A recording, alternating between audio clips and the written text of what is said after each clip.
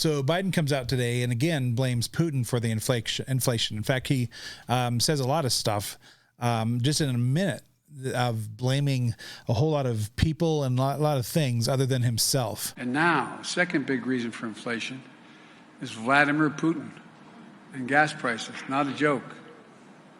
We've seen the price of gas go up over $1 just since he put his troops on the border of Ukraine. They went up $1.05. Big part of that reason is Putin began amassing troops along the border and then crossed. And guess what? The world took notice.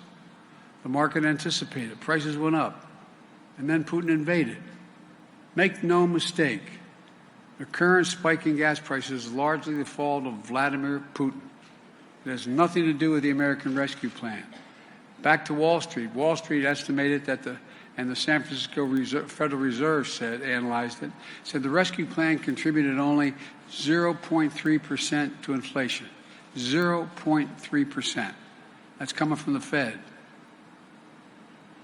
Rescuing our economy didn't cause this problem, but we're working to fix it. Of course, you notice, and listen, all politicians do this, but this is pretty bad when he's blaming everything, the whole inflation on him. Now we have charts that literally show almost to the day that he gets in there, inflation starts to happen. Well, why does that happen? Well, because markets are no longer comfortable with the guy in charge. And so they react. And so to that point, inflation goes up today. The president's statement blames the Putin price hike. Are you guys just going to start blaming Putin for everything until the midterms? Well, we've seen the price of gas go up at least 75 cents since President Putin lined up troops on the border of Ukraine. And last month, the statement didn't mention the Putin price hike. It mentioned inflation because of the pandemic. Why is that? Well, Peter, last 2 years, there was a global pandemic.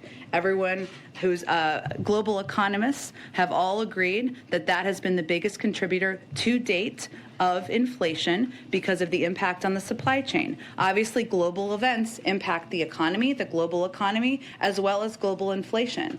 And the price hikes as a result that have escalated over the course of time of President Putin's further invasion of the impact on the global oil markets are, of course, having an impact. And we see gas prices go up almost immediately. Why? Because futures said, we don't trust this guy. We don't believe that the thing. So, oil and gas companies do what they have to do. They lower production by either requirements, their leases aren't renewed, or their permits are revoked. That's a semantical argument that you continue to hear that between saying there's 9,000 or 6,000 leases, depending on the day. They actually say 9,000 or 6,000, but they talk about these leases that aren't being used. Well, that's semantics, because why aren't they being used? They need to tell that story.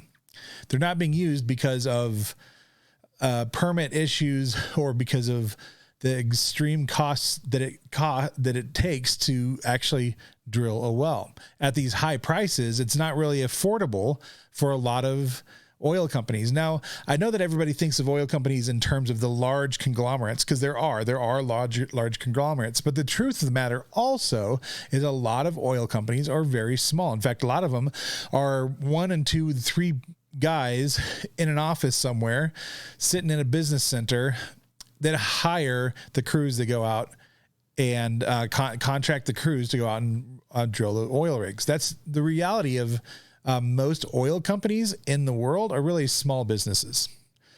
Yes, the big guys do dominate, but they actually will buy the gas and the oil and the crude and all that kind of stuff from those smaller companies. So when Biden does these things, he's actually hurting small businesses more than anything. And so I happen to know a couple guys that run these kinds of companies. And so just knowing what they say and how they run their company, it's not profitable when the price per barrel goes way up because they can no longer afford it. And then here in Colorado, if they have leases where I live, The local government and the local authorities and the governor and the things that he's done has done even more damage to hurt. And it's all because they want to go to the much greener wind and solar when they just turn a blind eye to what it's really doing to the environment. And oh, by the way, my brother-in-law works on in delivering. He's a truck driver, so he delivers the windmills, and the stories that they have, these guys that work on there and that are monumentally toxic to the environment. And then of course we know, because of the landfills, that when those things go out of service, we have to bury them because they're not, you can't break them down and use the components because of the materials that are used within these things. Everything that is done in the name of saving the earth is actually counterproductive in moving us towards further damage of the earth. They're lying to you. And I've shown you a couple videos throughout this of Jen Psaki and Biden, but they're purposely confusing languages, and they're confusing the population, and they're just flat out lying in a lot of ways. It's frustrating to see this happen in our country. And I know that I have lefty trolls that come in and say, oh, but what about this? And what about this? And what about this? Well, point out to a very specific situation. I can respond to those. But if you just say, but Trump, that doesn't help anybody's situation either. Because you all know that I'm just as harsh, or I was just as harsh, or have been just as harsh on Trump on things that I don't agree with. Because I think that's the way we need to act. If he's doing things that I don't agree with, like using tariffs. I don't agree with how tariffs are used, but I understand why he did it, but I don't agree with it. And we can have those conversations, but we need to be honest in our positions. And I think that the more that we say, what about this? What about that? And we cheapen our arguments, and we no longer stand on the foundation that I talk about in so many of my videos. And by the way, if you've never heard me before, my name's Paul Procise, by the way. But if you've never heard me before and you've gotten all the way to this point of the video, I always say a few things, and it goes like this. We need to be moral people that stand for something, otherwise we'll stand for nothing. The reason I say that, one, is because of my foundation is my faith in God and the Bible. But I also believe that we need to have a firm foundation of our moral authority in order for us to have any say in people's lives. For us to clack off stuff and just share the videos and all of the posts that go out on social media, is for us to have the authority to speak into our friends and families' lives. We have to ourselves not be perfect, but exude an idea, a moral fabric in our lives, and have integrity in the things. And so we have to start with that firm foundation that the Bible talks about. But even if you're not a Christian, I understand that. If you're not, there still needs to be a firm foundation for you somewhere.